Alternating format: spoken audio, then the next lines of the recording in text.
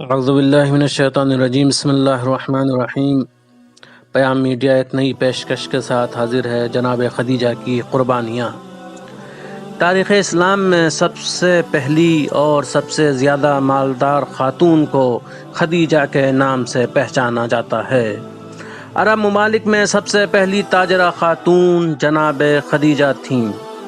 ان کی دولت و ثروت کے آگے عرب میں کوئی مالدار لمحہ بھر نہیں ٹھہر سکتا تھا۔ ذرا اندازہ تو لگائیے کہ جس کے خزانوں کی صرف چابیاں 40 اونٹوں پر لاد کر لے جائی جاتی ہوں، اس کی دولت کا کیا ٹھکانہ ہوگا۔ لیکن سوال یہ ہے کہ کیا فرعون اپنے زمانے کا سب سے بڑا مالدار انسان نہیں تھا؟ وہ تو اتنا زیادہ مالدار تھا کہ اس نے خدائی کا دعویٰ کر دیا۔ اسی طرح نمرود نے دولت کے نشے میں چور ہو کر خدائی کا دعویٰ کیا۔ حد تو یہ ہے کہ شداد نے اپنی رقم سے جنت بھی بنوائی۔ تو اب اس میں جناب خدیجہ کی کیا فضیلت ہے کہ وہ مالدار تھیں؟ مالدار تو یہ لوگ بھی تھے۔ اس کا جواب یہ ہوگا کہ دولت ایسی عجیب شے ہے کہ جس کے پاس آ جاتی ہے اس کے پیر زمین پر نہیں رہنے دیتی۔ یعنی اگر دولت آتی ہے تو اپنے ساتھ غرور و تکبر کو ضرور لاتی ہے۔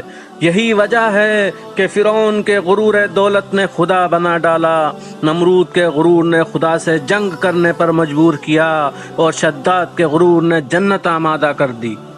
اب آئیے جناب خدیجہ کا کردار دیکھیے۔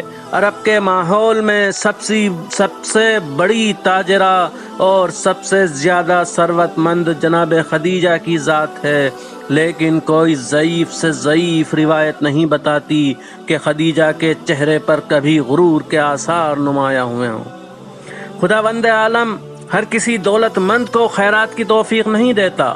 اپنے معاشرے کا تجزیہ کیجئے تو احساس ہوگا کہ جتنا مالدار ہوتا جاتا ہے اتنا ہی زیادہ کنجوس ہوتا جاتا ہے۔ جو دولت جمع کرتا ہے وہ اپنے لیے جمع کرتا ہے۔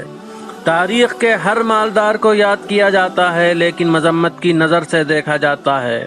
فقط خدیجہ ایک ایسا کردار ہے جس کو تاریخ نے عزت و احترام کی نگاہوں سے دیکھا ہے۔ آخر ایسا کیوں؟ فرعون، شداد، نمرود وغیرہ جیسے خود کو خدا کہلوانے والوں کا احترام کیوں نہیں؟ تاریخ کی ورق گردانی کیجئے تو جواب یہ حاصل ہوگا کہ خدیجہ کے علاوہ کوئی ایسا کردار نہیں ملتا جس نے اپنی ساری دولت و ثروت دین کی خاطر لٹا دی ہو۔ جناب خدیجہ نے جو پیغمبر اکرم سے شادی کی تھی اس کا پس منظر یہی تھا کہ خدیجہ اپنی دولت کو اسلام پر لٹا کر تا قیام قیامت تاریخ اسلام کی زینت بننا چاہتی تھیں، اور یہی ہوا کہ تاریخ نے جناب خدیجہ کا نام سنہرے حروف سے لکھ کر اپنی پیشانی پر چسپاں کر لیا ہے۔ مورخین ختم ہو جائیں گے لیکن خدیجہ کا نام تاریخ کی پیشانی سے نہیں مٹایا جا سکتا۔ اگر آج حقیقی اسلام ہمارے پاس موجود ہے تو صرف 2 ہستیوں کی وجہ سے موجود ہے، ایک تو جناب خدیجہ اور دوسرے جناب ابو طالب۔ جناب ابو طالب نے اپنے لہو سے گلشن اسلام کی آبیاری کی ہے، اور جناب خدیجہ نے اپنی دولت سے دین اسلام کو پروان چڑھایا ہے۔ جب تک اسلام باقی ہے تب تک امت مسلمہ جناب ابو طالب اور جناب خدیجہ کی مرہون منت ہے۔ ایک حقیقی مسلمان کو اسلام پر ثابت قدم رہنے کی بابت ہر روز خدا کا شکر ادا کرنا چاہیے، اور ساتھ ساتھ جناب ابو طالب اور جناب خدیجہ کا شکریہ بھی ادا کرنا چاہیے، کیونکہ اگر یہ 2 شخصیتیں نہ ہوتیں تو آج ہمارے پاس حقیقی اسلام نہ ہوتا۔ اگر ابو طالب نے اپنا لہو نہ بہایا ہوتا تو مسلمان کو لہو بہانے والے کے عنوان سے پہچانا جاتا۔ اگر خدیجہ نے دولت کو قربان نہ کیا ہوتا تو مسلمان کو صرف لٹیرے کے عنوان سے پہچانا جاتا۔ خدیجہ کی قربانی نے مسلمان کو وہ عزت بخشی ہے کہ جو قیام قیامت تک باقی رہے گی۔ والسلام علی من اتبع الہدی۔